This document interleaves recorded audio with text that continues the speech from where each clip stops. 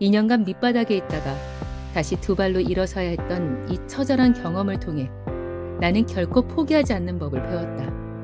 그리고 모두가 절망적이라 여겼던 상황에서도 이를 이겨냈으니 앞으로 이보다 더 큰 절망이 오더라도 이겨낼 수 있으리라는 믿음이 생겼다. 안녕하세요. 무한한 가능성입니다. 10억 원의 빚을 지고 누구의 도움도 받을 수 없는 상태로 프랑스에서 살아가는 40대 초반의 한국인 여성 이야기.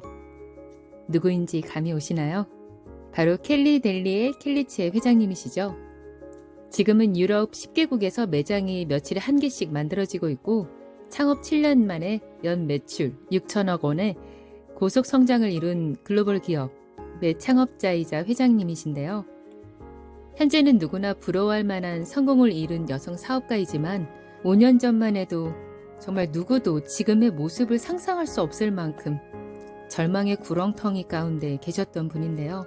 그런 어둠 속에서 어떻게 한 발 한 발 내딛고 지금의 켈리 델리의 켈리치 회장님이 되었는지 그 이야기가 기록된 책이 있습니다. 바로 파리에서 도시락 파는 여자인데요. 절망에서 희망으로 그리고 기적을 일궈낸 그 이야기를 여러분께 들려드리도록 하겠습니다. 잊지 말자. 나는 엄마의 자부심이다. 나 역시 밑바닥까지 갔을 때 결국 떠올린 건 엄마였다. 내게 남은 건 10억 원의 빚, 10kg의 늘어난 살뿐이고 나라는 사람의 가치는 무엇인지 도대체 나는 왜 살아야 하는지에 대한 답을 한 가지도 찾기 어려워지자 결국 떠오르는 단 한 사람은 엄마였다. 이렇게 비참하고 보기 싫은 모습의 나라 해도 엄마한테만큼은 여전히 세상에서 가장 소중한 존재일 테니까. 그것만으로도 내가 지푸라기라도 잡고 일어나야 하는 이유로 충분했다. 갑자기 가슴속에서 뜨거운 무언가가 용솟음쳤다. 그래, 이대로 무너질 수는 없어. 난 자랑스러운 우리 엄마의 딸이야. 다시 그렇게 될 거야. 나는 그때 처음으로 엄마가 생각하는 나의 행복은 무엇일까 생각해 보았다. 사실 그동안 나는 돈을 많이 벌고 누가 봐도 성공한 삶을 사는 게 곧 행복이라 여겼다. 그런 관점에서 본다면 빚을 지고 사업에 실패한 나는 패배자일 수밖에 없었다. 하지만 엄마라면 그저 내가 건강하고 큰 돈을 벌지는 못하더라도 좋아하는 일을 하면서 스스로의 삶에 만족하며 살기를 바라지 않을까? 그렇다면 나는 패배자가 아니라 잠시 힘들어서 주저앉은 사람일 뿐이다. 엄마의 눈으로 나의 행복을 바라보자 뭐라도 해야겠다는 생각이 들었다. 하지만 도무지 무엇부터 해야 할지 갈피가 잡히지 않았다. 그래서 우선은 다음 날부터 밖으로 나가 걸어보기로 했다. 걷다 보면 분명 무언가 떠오를 것이고 그냥 그것을 천천히 시작하면 될 거라 믿었다. 그렇게 마음을 먹자 2년간 단 한 번도 얼굴을 내밀지 않았던 희망이라는 녀석이 존재를 드러냈다. 비참한 과거에 얽매여봤자 무슨 소용이 있단 말인가. 그저 잘못된 것들이 쌓여 현재의 내가 된 것뿐이다. 누구나 실수를 하고 실패를 한다. 그리고 밑바닥으로 떨어진 내가 유일하게 믿을 수 있고 바꿀 수 있는 것은 세상도 아니고 남도 아니고 지금의 나뿐이다. 그러니 지금 내가 할 수 있는 것부터 시작하면 된다. 후배를 만나 커피값 하나의 자존심을 다 버리고 10억 원의 빚, 10kg의 늘어난 살과도 완전히 대면한 그날 생강에서 나는 죽었다. 그리고 다시 희망이라는 끈을 부여잡았다. 딱 한 칸만 더 내려갈 용기. 생강에서 죽어버린 나는 결국 밑바닥에서 다시 엄마로부터 두 번째 생을 선물 받았다. 행복에 대한 관점을 바꾸고 그렇게 조금씩 기운을 차리자 처음 상경할 때의 기억과 당시의 기분까지 생생히 되살아나기 시작했다. 가족이나 친구의 도움 없이 무언가를 혼자 해내야 한다는 두려움과 더불어 새로운 삶이 펼쳐질 거라는 설렘과 기대감, 자신감, 오기 등이 다시 복합적으로 휘몰아쳤다. 무엇이든 시작하려면 우선 체력부터 길러야겠다고 생각했다. 정신이 약해지니 체력이 나빠지고 체력이 나빠지니 다시 정신이 약해지는 악순환의 고리부터 끊어야 했다. 그래서 매일 물병 하나를 들고 나가 걷고 또 걸었다. 그렇게 걷고 보니 어느 순간 정신이 맑아지고 내 몸에 다시 긍정적인 에너지가 조금씩 솟는 게 느껴졌다. 그러고 나서 나는 잘 나가던 나를 내려놓고 현재의 나에 집중하기로 했다. 그때부터 다른 사람도 아닌 내가 언젠가가 아닌 지금 당장 시작할 수 있는 게 무엇인지 점검하기 시작했다. 원래 상황이 어려울수록 지금 당장 할 수 있는 사소한 것부터 시작해야 하는 법이다. 나는 이미 40대에 접어들었다. 은행 잔고는 바닥이었고 10억 원의 빚이 있었다. 게다가 나를 도와줄 사람은 아무도 없었다. 하지만 예전처럼 나의 현실을 절망적으로만 바라보지는 않았다. 이전의 실패를 교훈 삼아 제대로 된 인간관계를 새롭게 쌓아갈 수 있다는 건 어쩌면 축복인지도 몰라. 그렇게 생각하자 마음이 한결 편안해졌다. 정리해보면 10억 원의 빚을 지고 누구의 도움도 받을 수 없는 상태로 프랑스에서 살아가는 40대 초반의 한국인 여성. 그냥 그게 당시의 나였다. 그저 그 사실을 인정하면 되는 일이었다. 무척 괴로운 과정이었지만 새로운 시작의 첫 스텝은 현실 직시라는 점에서는 그 누구도 벗어날 수 없는 법이다. 현실과 마주하고 나니 내게 남아있는 것들이 서서히 눈에 들어왔다. 내게는 아직 집과 차가 있었다. 어려운 상황에서도 끝끝내 팔지 않은 나의 허세와 허영심, 쓸데없는 자존심의 집약체 같은 것들이었지만 마음을 다르게 먹고 나니 그것들이 제게 수단으로 보이기 시작했다. 그때부터 나는 할 수 있는 것들을 따져보기로 했다. 내게는 집과 차가 있고 3개 국어, 한국어, 일본어, 프랑스어를 할 줄 안다는 강점이 있었다. 한국인과 일하다 보니 프랑스어가 유창하진 않았지만 일상적인 의사소통은 가능했고 다시 공부를 시작하려던 차였다. 밑바닥에서 희망을 발견한 그 순간 놀랍게도 기적이 찾아왔다. 그 시기 친구 중 하나가 내게 방 한 칸을 빌려달라고 부탁한 것이다. 지난 2년간 유일하게 자주 만난 사람이 근처에 사는 언니였는데 주말마다 그녀를 차로 교회까지 데려다주고 함께 교회에 있다가 돌아오곤 했다.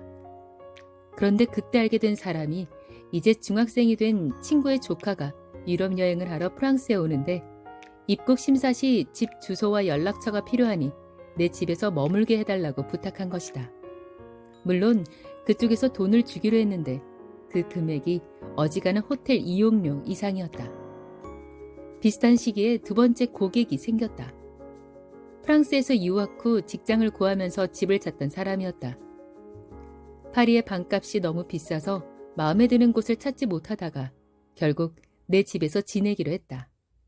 이 일을 계기로 나는 내 집을 민박과 하숙에 이용하기 시작했다. 분명 이전에도 민박에 대한 유혹은 있었다. 그런데 왜 그때는 그러지 않았을까? 실패한 사업가가 재기하기 어려운 가장 큰 이유는 사실 빚 때문이 아니다. 잘 나가던 시절의 나를 한 칸에 내려놓지 못하기 때문이다. 어렵게 지냈던 시절에 대한 기억은 사라지고 오로지 잘 나가던 때의 모습을 자기 자신이라 믿는 것이다. 그래서 당장 할 수 있는 일에는 손도 대지 않는다. 내가 어떤 사람인데 이런 거래? 라는 생각이 좀 먹기 시작하면 제기는 요원해진다. 이번에 세계 여행을 하면서 스페인의 한 섬에서 만난 사업가 부부도 비슷한 이야기를 했다. 우리는 예전에 정말 남부러울 것 없는 성공한 사업가였어요. 그런데 이제 먹고 살기 위해 식당을 하자니 솔직히 죽고 싶을 만큼 싫었죠. 한 2년은 너무 부끄러워서 주방에서 나가지도 못했어요. 아는 사람을 만나기라도 하면 참을 수 없을 것 같았거든요. 이제 인근에서 가장 장사가 잘 되는 식당의 주인이 된 그 부부는 그때 왜 그리 부끄러워했는지 모르겠다고 웃었다. 주변에서도 큰 돈을 벌어봤거나 높은 지위에 올라갔다가 나락으로 떨어진 사람 중에는 기회가 와도 잡지 않는 경우가 많다. 조금만 생각해보면 자신을 한 칸 내려놓는다고 해서 큰일이 나기는커녕 오히려 새 출발을 할 수 있는 길을 열게 될 가능성이 높다. 그럼에도 많은 사람이 체면과 자존심 때문에 자신을 계속해서 불행에 빠뜨리는 선택을 한다. 어차피 과거의 부귀영화는 지금 당장 돌아오지 않는다. 현실을 벗어나기 위해서는 반드시 과거의 내가 아닌 현재의 나를 정확히 볼 수 있어야 하고, 나를 한 칸만 더 내려놓고 작은 것부터 시작할 수 있는 용기를 발휘해야 한다. 지금 내가 할 수 있는 가장 작은 것부터 시작하라. 나는 민박일을 좀 더 본격적으로 하기 시작했다. 집의 시설과 입지가 워낙 좋았기에 어지간한 호텔보다 비싼 가격을 매겼음에도 손님이 제법 많았다. 고객 중에는 사업가와 대학 교수도 많았는데 이들에게는 그 정도 비용은 큰 문제가 되지 않았다. 또한 가이드일도 병행했다. 3개 국어가 되니 다양한 사람들에게 가이드가 가능했다. 민박과 가이드를 통해 나는 재기의 발판이 될 작은뿐 아니라 더 큰 것들을 얻었다. 우선 자신감이 생겼다. 아무것도 없는 밑바닥에서도 내가 할 수 있는 것에 집중하면 무언가를 이뤄낼 수 있다는 사실을 깨달은 것이다. 또한 사람들의 시선을 견딜 줄 아는 용기를 얻었다. 실제로 내가 민박을 시작하자 뒤에서 사람들이 수군댔다. 아, 쟤 저렇게 어깨에 힘주고 다니더니 저것 봐. 그러니까 잘난 척하더니 이제 민박집 아줌마 다 됐네. 그러나 이전에는 그리도 신경 쓰였던 이런 시선이 당시에는 오히려 자극제가 되었다. 너희가 지금은 나를 그렇게 비웃지만 난 멋지게 재기해서 더 크게 성공할 거야. 두고 봐. 2년간 밑바닥에 있다가 다시 두 발로 일어서야 했던 이 처절한 경험을 통해 나는 결코 포기하지 않는 법을 배웠다. 그리고 모두가 절망적이라 여겼던 상황에서도 이를 이겨냈으니 앞으로 이보다 더 큰 절망이 오더라도 이겨낼 수 있으리라는 믿음이 생겼다. 누군가는 당신은 집도 있고 차도 있고 외국어도 할 줄 알았으니 그것마저 없는 사람 더 나은 조건이 아니냐고 할지도 모르겠다. 하지만 위에 구구절절 썼듯이 2년이란 시간 동안 나 또한 모든 걸 잃었다고 여겼고 그것들을 내 강점이라 생각한 적은 단 한 번도 없었다. 결국 생각하기 나름인 것이다. 설사 그것들이 없었다 해도 살아있다는 사실만으로도 무언가를 새로 시작할 조건은 충분하다고 생각한다.